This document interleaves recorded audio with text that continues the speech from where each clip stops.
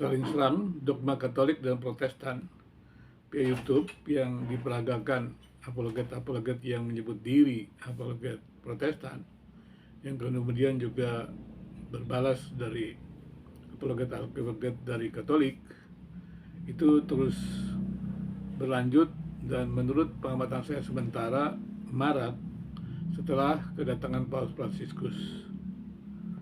Lucunya, kedatangan Paus Fransiskus sebenarnya membawa damai. Bahkan sang pejuang damai itu mempromosikan sebuah kalimat yang menarik, yaitu perdamaian itu mahakarya keadilan.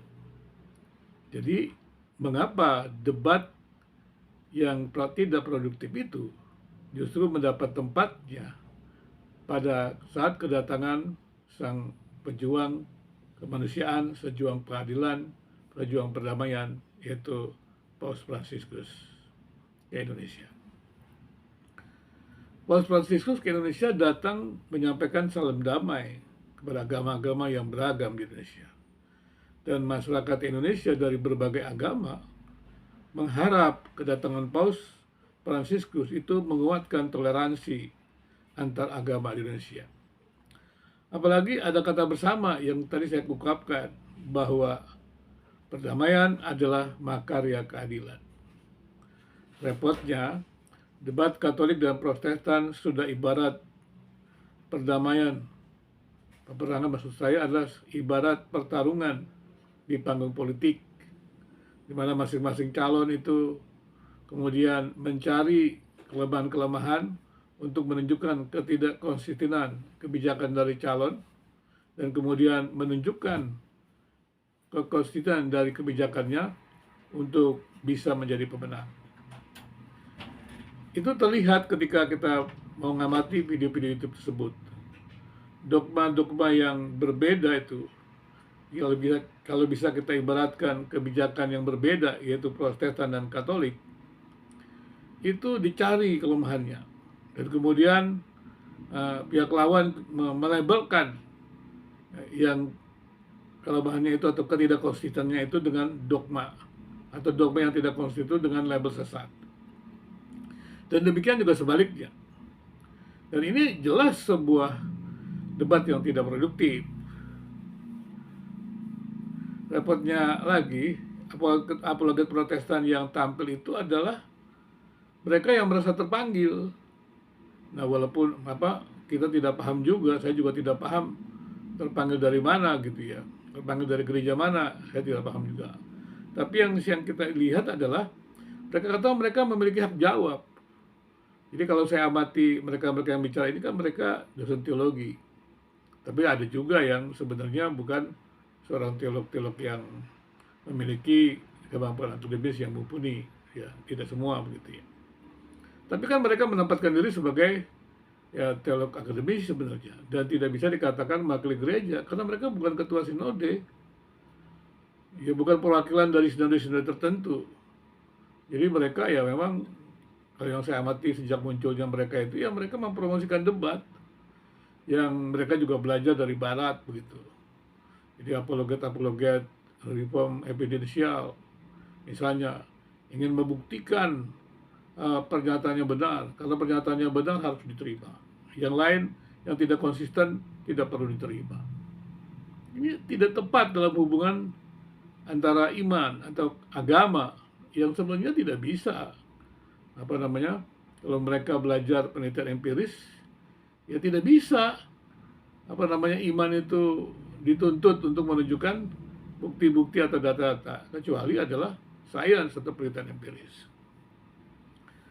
Dan sayangnya apologet Protestan yang merasa terpanggil itu memberikan hak jawab, kata mereka, terhadap serangan kubu Katolik, seperti terhadap doktrin sola gratia, sola scriptura, dan sola fide. Saya sudah mengamati bahwa tidak dicari kebaikan-kebaikan, atau tidak ditanya aja kepada Protestan itu apa sih sola gratia, apa sih sola scriptura, dan apa sih sola fide itu, di mana prakteknya, kelemahannya bagaimana, tidak, tapi langsung saja diserang lewat kacamata dogma Katolik. Demikian juga yang Protestan, langsung saja menyerang doktrin-doktrin eksklusif dari Roma Katolik, dari Katolik, dan kemudian melabelkan juga sesat. apakah ini cocok untuk pergaulan agama-agama di Indonesia yang semuanya sudah dihargai? Menurut saya tidak tepat, ya. Apalagi kemudian pertarungannya tadi, kalau kita lihat mungkin pertarungannya akademis, tapi kalau pertarungan akademis juga mesti ada dasarnya, begitu. Jangan semua orang berbicara. Perlu teliti, mereka tuh kajiannya kajian apa, bidangnya apa, tamat doktornya atau tamat sekolahnya di bidang apa, kenapa mereka bicara begitu.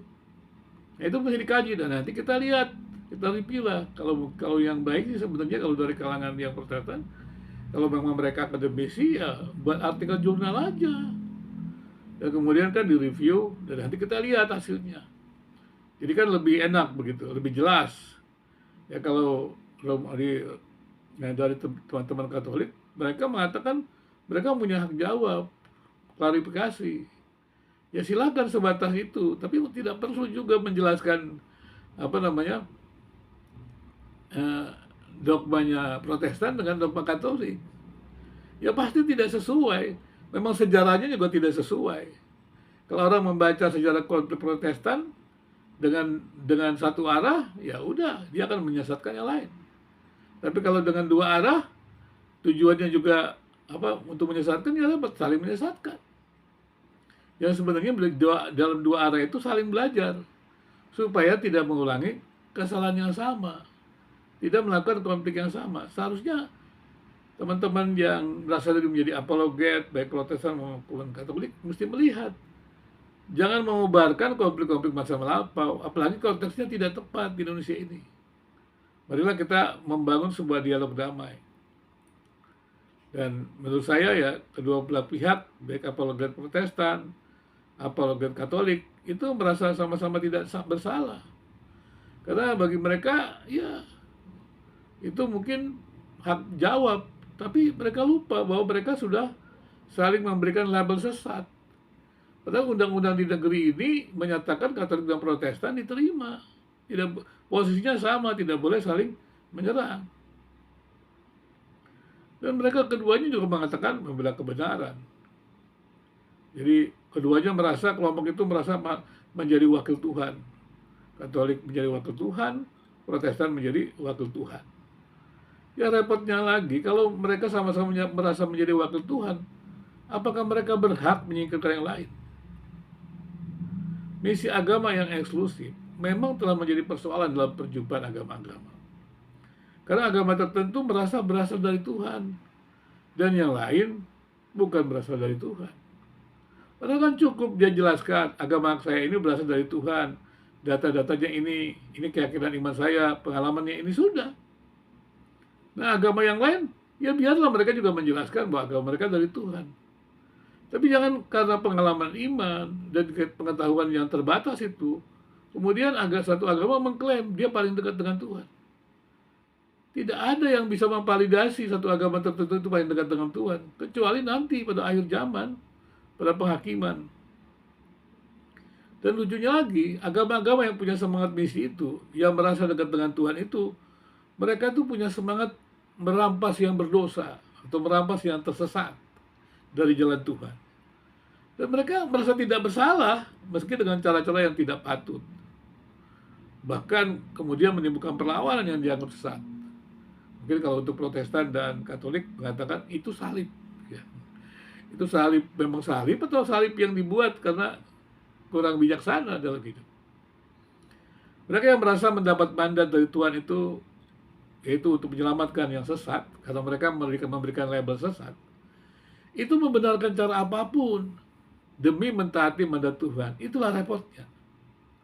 Mungkin ibarat merampas anak kecil yang berada di pinggir jurang. Meski anak itu menangis beraung-raung, penyelamat tidak peduli. Karena tujuannya satu, yaitu menyelamatkan seseorang dari jurang kebinasaan. Parahnya lagi, jika semangat misi itu berada pada dua kubu yang berbeda, dan keduanya mengklaim masing-masing mendapatkan mandat dari Tuhan yang benar, maka konflik antar agama tidak jarang berujung pada kekerasan. Negeri ini hampir tidak pernah sepi dengan kekerasan yang mengatasnamakan agama. Mulai dari pelarangan ibadah di rumah, sampai pada penutupan dan penyegelan rumah ibadah, Bahkan lebih parah lagi terjadi penghancuran rumah ibadah. Pertanyaannya sekarang, siapa yang salah dengan kian meluasnya debat Katolik dan Protestan yang tidak produktif itu? Tampaknya keduanya akan tetap saling menyalahkan. Tapi apakah jalan menyalahkan akan berakhir pada penyelesaian damai? Agama dan kepercayaan memang tidak bisa dikriminalisasikan. Tapi ada undang-undang perjumpaan agama-agama yang berbeda di ruang publik yang harus ditaati bersama, yaitu aturan publik atau hukum publik. Semua agama perlu menghargai Pancasila dengan semangat Bhinneka Tunggal Ika yang menjiwai konstitusi negeri ini. Dan undang-undang di bawahnya harus menjiwai Pancasila. Demikian juga semua kita, dalam perilaku kita, harus juga dilandasi dengan semangat Bhinneka Tunggal Ika, dengan nilai-nilai dari Pancasila yang menjiwai konstitusi dan undang-undang di bawahnya. Jadi, menurut saya, debat yang tidak produktif antara mereka yang menyebut diri apologet Kristen dan Katolik perlu digantikan dengan dialog damai yang tidak saling mengalahkan.